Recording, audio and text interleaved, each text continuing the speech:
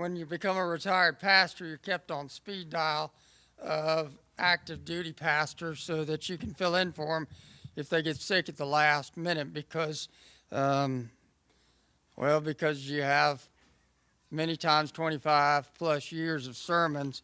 I have about 10 stacks of sermon notes around my house that look like this.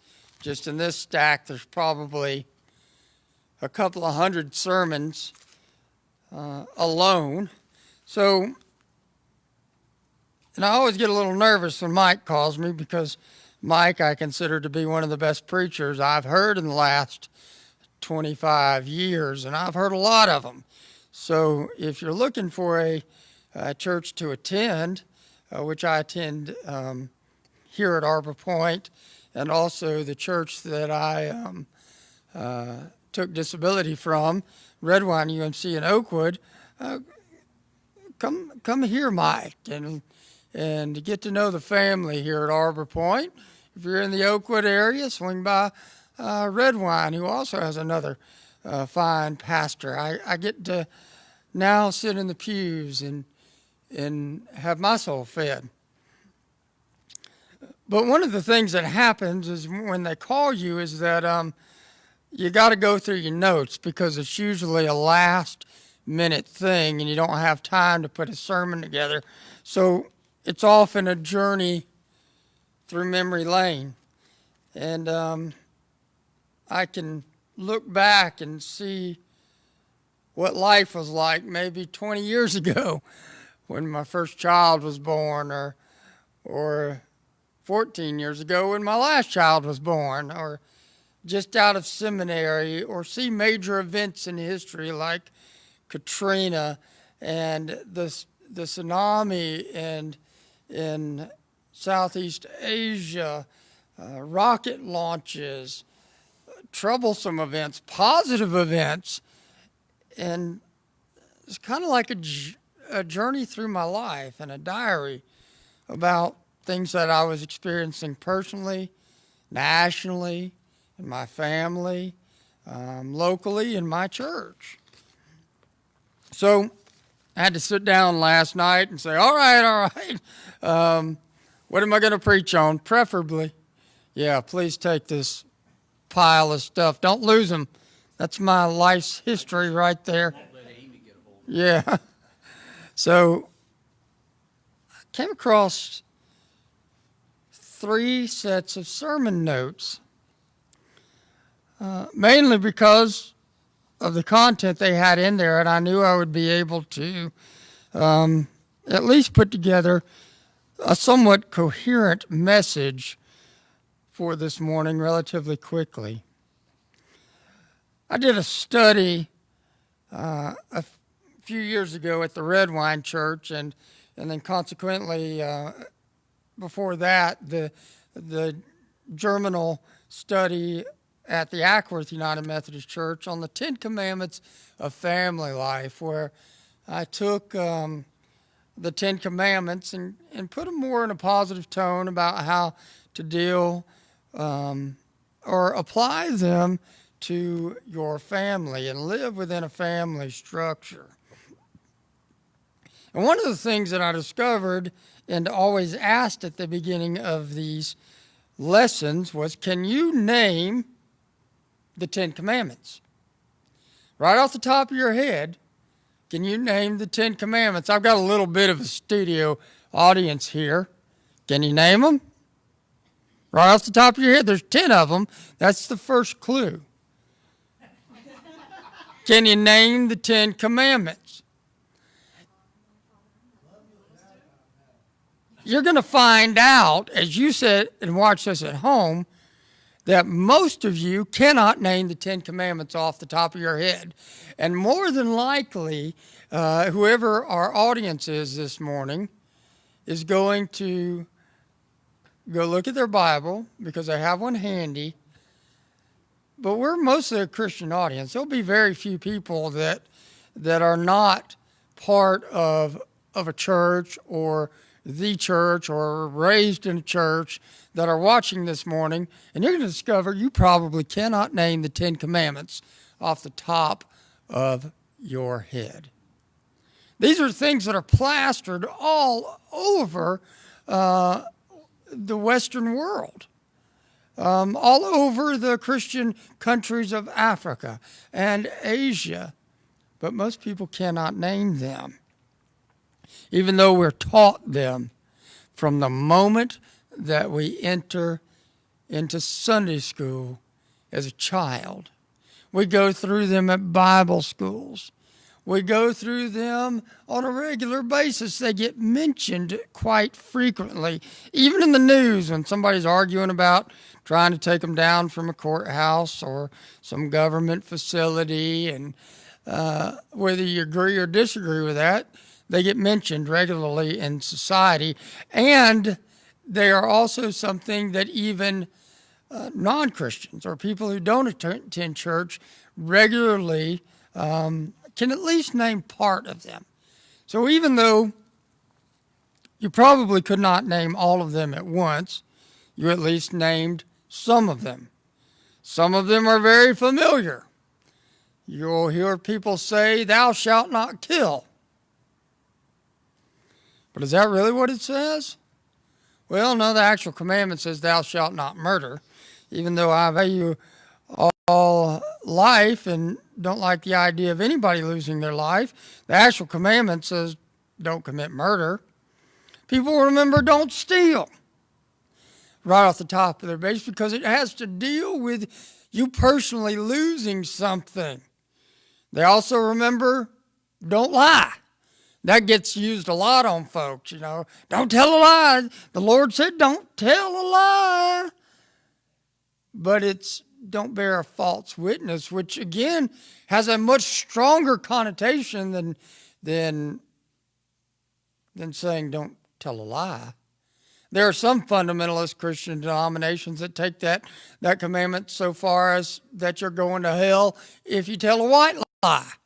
And that's obviously not the case, because all of us have had to tell a fib about a surprise birthday party at some point in our lives. But it's do not bear false witness, because if you bear a false witness, you may be committing murder. Have you thought about that? Because there are in areas that have the death penalty, and you bear a false witness, then you might be condemning somebody to death, causing murder. So, now that I've gone a little bit of spiel to explain these, some of these commandments, have you figured out what they are yet? And better yet, do you know where the 10 Commandments are in the Bible? They're in Exodus 20. And they start, if you read starting at verse 1 down through 17, you'll find them there with a little bit of a prologue. So what are they? Don't put any gods before me, says the Lord of Israel. Don't make any statues of gods that look like me. That comes from idol worship in that particular time period, where people actually believed that idols held some kind of power. Don't use the name of the Lord in vain. In other words, don't misuse it and use it for your purposes. There have been an awful lot of people killed in this world in the name of God by people misusing the name of God, from the Salem witch trials to the Inquisition. And that's not just common to Christianity. That happens in almost every religion at some point. Remember to keep the Sabbath day holy. Take time for rest and worship to love your God. It says, do not work on that day. Honor your father and mother, so you'll live a long time in the land that the Lord has given you. Don't commit murder. Don't commit adultery. Don't steal. Don't give false witness against your neighbor.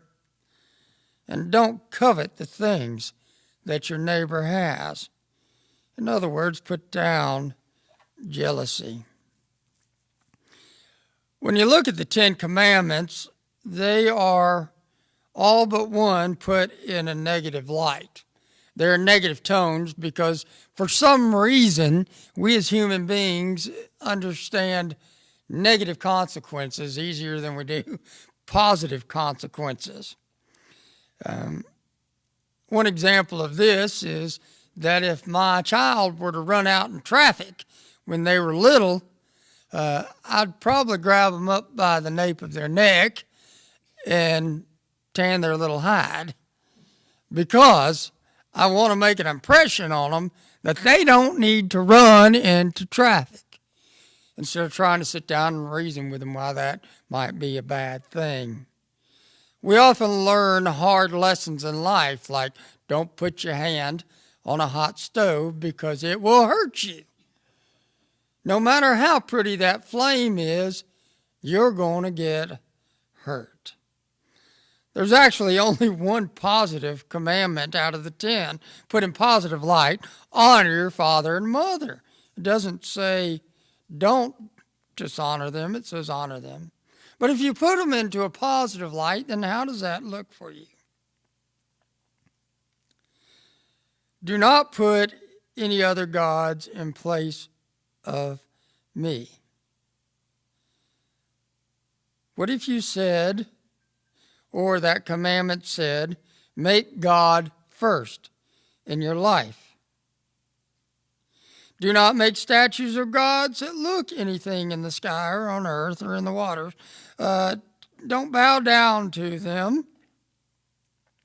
What if that said, there is nothing that compares to God, and you are made in my image already? Do not misuse the name of the Lord your God. The Lord will find guilty of anyone who misuses his name. What if that said instead, honor God's name, for it is holy and powerful. Remember the Sabbath, keep it holy, don't work. And what if it said instead of don't work, take some time to rest and reflect on God on that seventh day so that you might be refreshed. Honor your father and mother. We've already gone through that one, but when the family is a place of respect and not discord, and a place of rest and relaxation, and a place to renew, and a place of safety for when you do have troubles, then, well, it is a positive place, and people can come and work out their issues. What if instead of don't commit murder, it said honor life, for all life is sacred? Instead of don't commit adultery, honor your spouse, for they are precious and have entered into covenant with you. Instead of do not steal, respect boundaries and other people's things that do not belong to you. Instead of do not give false witness against your neighbor, Jesus actually said something similar to this. Let your yes be yes and your no be no. How about a positive response of always tell the truth? Because people want to honor your word. And instead of don't covet, be thankful for what you have as a blessing. These are basic commandments that we have, but so often as we see in natural human behavior, is that we often find ourselves responding to negative stimuli rather than positive stimuli. There's been many science experiments that have have shown how different species respond to positive reinforcement and negative reinforcement. Positive reinforcement is a much better way to train someone than negative. But unfortunately, the negative often lays a much more sinister effect and lodges itself more inside of our mind.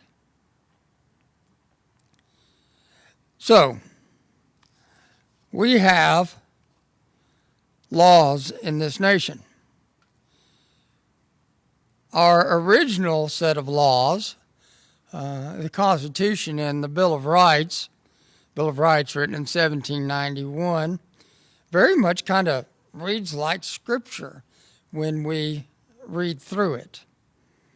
Congress shall make no laws against speech, religion, the right to bear arms, involuntary quartering of troops, no illegal search and seizures. You get due process.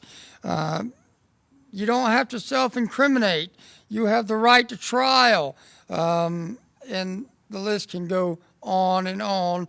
Ultimately, with the Bill of Rights ending by saying you have protection of these rights, and they were written to establish order. Just like the Ten Commandments were written to establish order in the fledgling Hebrew nation. The crazy thing is that they were written on tablets of God, while the tablets that were presented to Moses from God, while the Hebrews were down in the valley worshiping a golden idol. And the original commandments were shattered on the stone, and you had to go back up the hill, and instead of coming down with just a little bit of Ten Commandments, there was a whole law code that was then presented. You see, the Ten Commandments are a foundational legal code. There are foundational legal codes that are found throughout history. There are some from the Indus Valley, Hammurabi's Code. You find them in the ancient civilizations of the Aztecs and the Mayans. All societies look for foundational legal codes. But that's it, they're just foundational.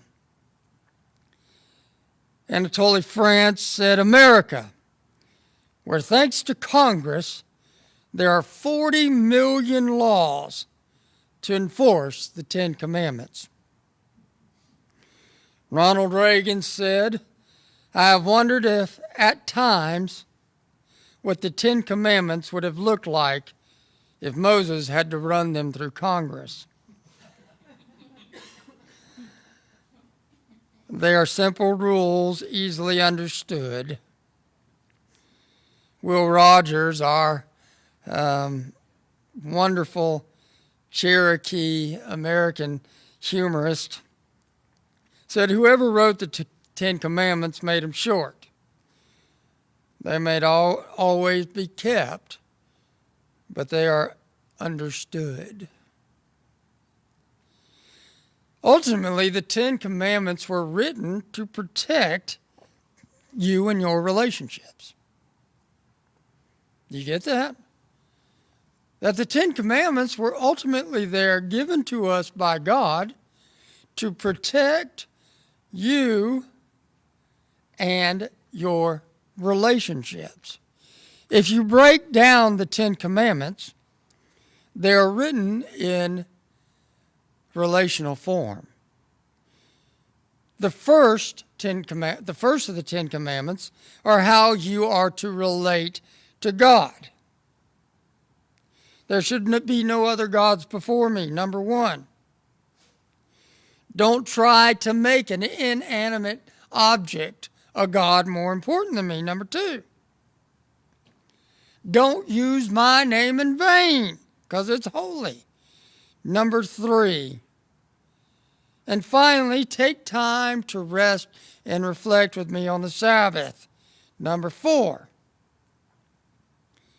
And then you get a transitional period or a transitional commandment that goes from the commandments on how to relate to God to the commandments on how to relate to other people. In the middle, you've got honor your father and mother. The initial foundation of how you should relate in your family. Protecting the family relationship. And then moving into how you relate to your neighbors, even those neighbors that are closest to you, that may live in the same house. Ultimately, don't take someone else's life. Don't murder. Protecting you and others from your murderous heart or their murderous heart so that you come and love each other. Don't commit adultery. Protect the family unit. Don't break it up. Don't steal. Because if you protect your belongings and other people, or if you protect other people's belongings, then your belongings will be protected too out of mutual respect. Don't bear false witness. That way you can be trustworthy. And you also don't cause somebody else undue punishment. You are protecting others in these commandments, relating to others, and ultimately don't be jealous of what your neighbor's got. So those last set of commandments are how you relate to others. The first four, how you relate to God. Middle, transitional, how you relate ultimately to the family unit, to those closest to you. And then you start going down the list, how you relate to your neighbors. General, easy rules, and if we all followed them, there'd be actually very little discord in this world. But we do live in a fallen world that has all kinds of trouble that rears its ugly head, mostly because we are fallible beings given with free will, so that God doesn't necessarily have people placed on some cosmic chessboard that he gets to move around, but has created us to be family with him. We are not pets, but co-journeyers in this world with God. He created us to walk with him, to be guided with him, to love one another, to live out his commandments on this earth. You see, many biblical characters have suffered broken relationships because they failed to keep one of the 10 Commandments. Jealousy in the prodigal son, David and Bathsheba with adultery, Joseph got tossed in a well by his brothers because of coveting. The Hebrews in the desert got in trouble because they were worshiping a golden calf. And then ultimately most of Israel as a whole found themselves in times of trouble when they placed something else before God. And even if we look at our news media, whether it's conservative, liberal, somewhere in between, or just pure nonsense, you will find that the negative overwhelms the positive. Douglas MacArthur, one of our great American generals, had a very telling statement. He said, "You are remembered by the rules you break." So our news is often overwhelmed by the rule breakers. Those who just simply break the simple rules of society that most of us follow. I think we need to change that and become a witness to those who are good. F. Scott Fitzgerald said, family quarrels are bitter things. They don't go according to inner rules. They are not like aches or wounds. They are more like splits in the skin that won't heal because there's not enough material. Can you think of a family trouble that's been broken or that has happened because a commandment has been broken? As a father, I have found myself saying no a lot. I can't tell you how many times in the last 20 plus years of being a dad that I used no or yelling or punishment that didn't fit the crime to stop an action with one of my children. One of my most poignant memories happened with my oldest son, Davis. I had told him to cut the backyard. This particular backyard in this parsonage had backed up to a cattle field, and I had a English pointer bird dog at that point that I needed to keep in the yard and keep the cows out. So I had a cattle strength electric fence that had been wrapped around the yard. I told him to get out there and cut the grass. Well, as happens with all children, at some point in their lives, they work a whole lot harder at not working than they do working. And if they'd get the job done in the first place, they would have been done, and then it would have been over with. So I got frustrated, and I went out there and started fussing at him and using negative reinforcement to get him motivated. And of course, sometimes you just got to stop and show them and do it yourself. But I did it in anger.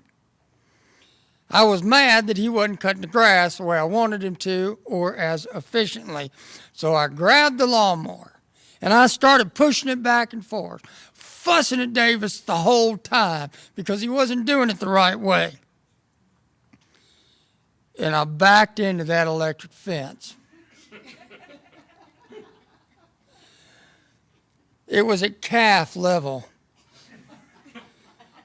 I had on very thick rubber-soled boots, and the tires of the lawnmower were rubber. So electricity goes by the path of least resistance.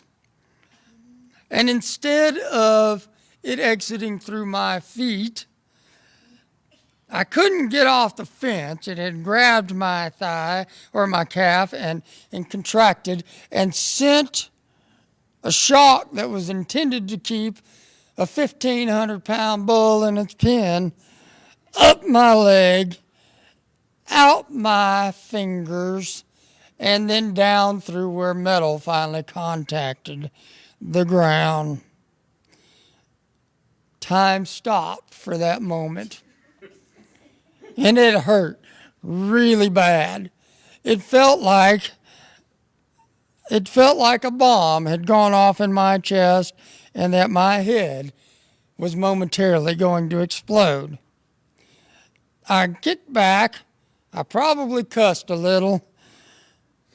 And then my 10-year-old son looked at me and said, "I bet you won't do that again." He was right.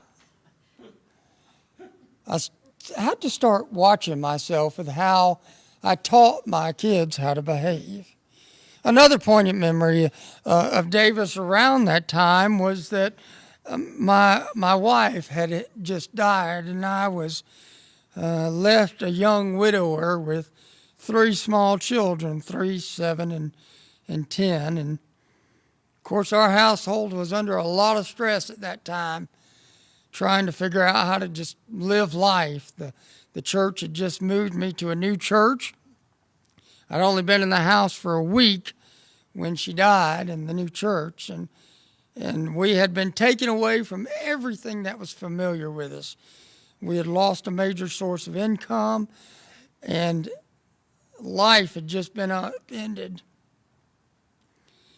And I was probably a little too snappy with my kids, and they were snappy back at me.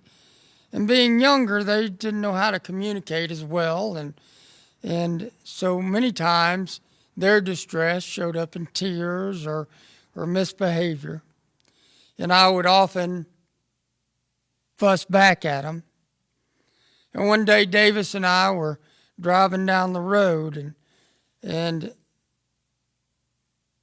I was telling him, son, you've got to behave in this way, or why do you not get as upset when somebody else tells you to behave one way or the other? And he said, Dad, sometimes it just hurts more coming from you.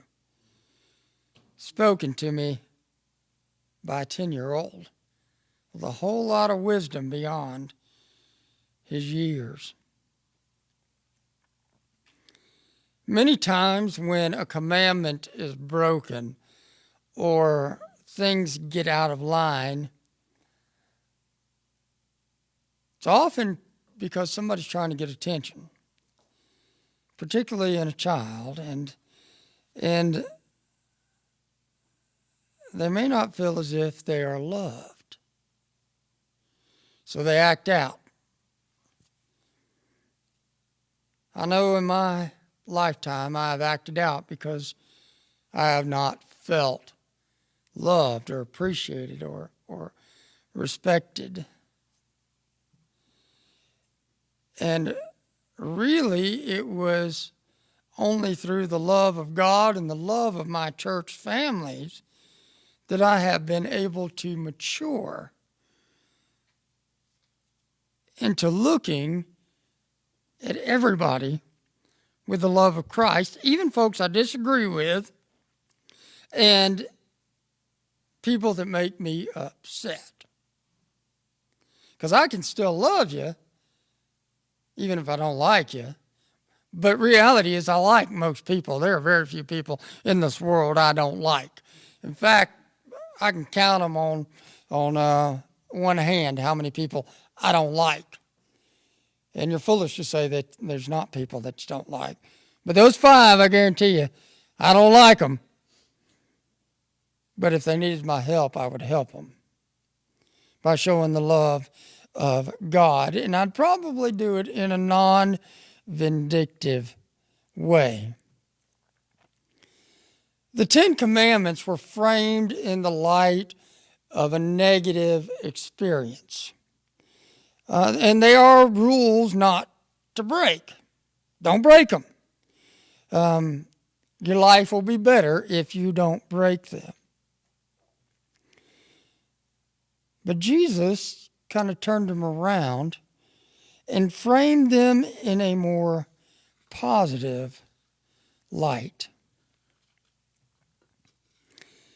He said, if you love me, keep my commandments.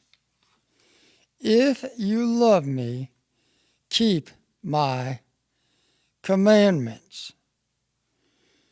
So what are those commandments? You find them in Deuteronomy 6:4 initially. Hear, O Israel, the Lord your God is one. Love the Lord your God with all your heart, with all your soul, and with all your might. And you should talk about them with your children when you get up, when you rise, when you go to bed. Put them on your household wall. Do all those things so that they will know them. The second one is to love your neighbor as yourself. And that is found in Leviticus 19:18. All of those who criticized Jesus would have been familiar with those 2 commandments. And they are the breakdown of the original 10. Simple 10 rules for living. If you love the Lord your God with all your heart, your soul, and mind, and you put God first, then the second rule is pretty easy. You start loving your neighbor as you love yourself. And Jesus said all these things are more important than all the burnt offerings and sacrifices that you make. You see, I think we are known by our groups. The groups we hang out with. There are positive groups and there are negative groups. I lived a duplicative life as a teenager and a young man. I had my group that I was the consummate hellraiser with. And then I had my group on the other side where I was president of the youth group of one of the largest youth groups in the North Georgia Conference. I sat on the administrative council as a teenager of one of the fastest growing churches in the nation. All this seems like ancient history, 30 plus years ago. But those were my two groups. People knew me and the church group. People knew me in this other hill raising group. Eventually, my church group won out. My church group won out because they loved me. The church literally saved my life because they taught me how to love God and love my neighbor. I have always been blessed to be surrounded by loving church folks. And when I say they literally saved my life, I mean it. I had to bring my papoose up here that has my O2 tank in it. There's been so many times that literally, if it had not been for the love of the church, and the love that they showed me of how God can help me, and that sounds strange coming from a preacher, but I've received much more ministry from my church folks than I could ever have given to them. They literally kept me physically alive, not to mention spiritually alive. There's a bunch of groups that are at odds in my nation. I generally don't get involved in conflict much anymore. I don't have the physical strength to do it. I just don't. I barely got the spiritual strength to do it or the emotional strength to do it anymore. But one thing I do know is that one of the reasons I get along with just about everybody I come in contact with, white, black, Muslim, Asian, Hindu, Buddhist, Latino, redneck, rapper, whoever, is because everybody's welcome in my house. Not everybody's behavior is welcome in my house, but everybody is welcome in my house when they're not destructive and when they're willing just to sit down at my table, learn about me, and let me learn about them. And we've got 10 simple rules to do that. Summarized into love the Lord your God with all your heart, soul, and mind, and love your neighbor as yourself. When God created the atom, ADAM, and then split the atom into male and female. He said it is not good for the human to be alone. It's not. We are built for social contact and the sacredness of healthy contact. If a healthy group is not provided, then people will find an unhealthy group. Gangs, fussing, fighting, whoever. Toby Keith sang a song that said, "I love this bar," because he was getting some kind of reinforcement. You see, people heal better in community. When they don't feel alone, they will start to heal.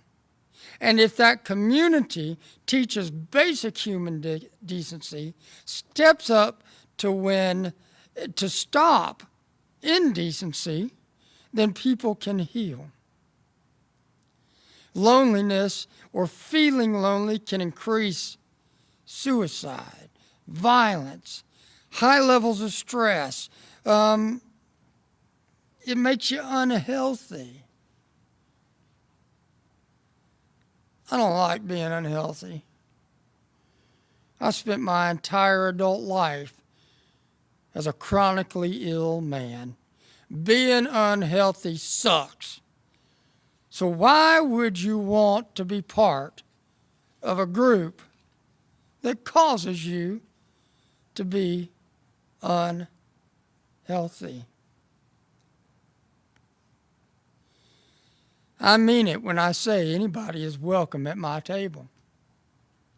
Not all behaviors are welcome. I'm not going to let somebody come in my house and get sloppy drunk or use drugs or be violent. So if you say you have to use those things to hang out with me, that can't happen. But if you're kind, you're sober, if you need a shoulder to cry on, if you need a place to be, come into my home. Come into my churches that I attend. Come get to know the groups I hang out with now. See, I fail. My church fails. My nation fails. But if we can practice loving each other, then we can move past those failures and get back to the basic building blocks of society. Those 10 simple rules for living. Just those 10 simple rules. If you live that way, your life will be a whole lot better. And you might just experience the love of God. And out of that, the love of people. Pray with me, please.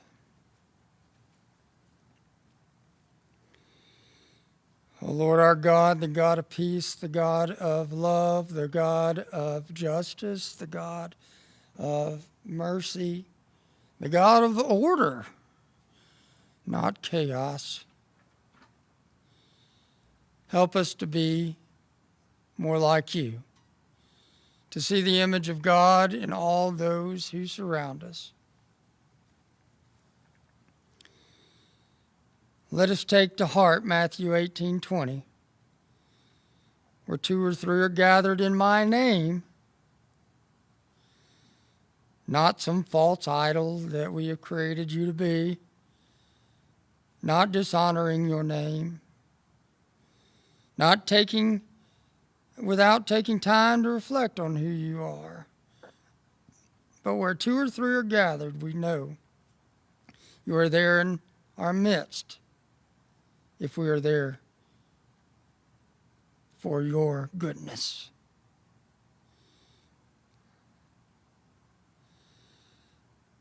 Let's get back to those basics. Loving God and loving people. In Christ's name, amen.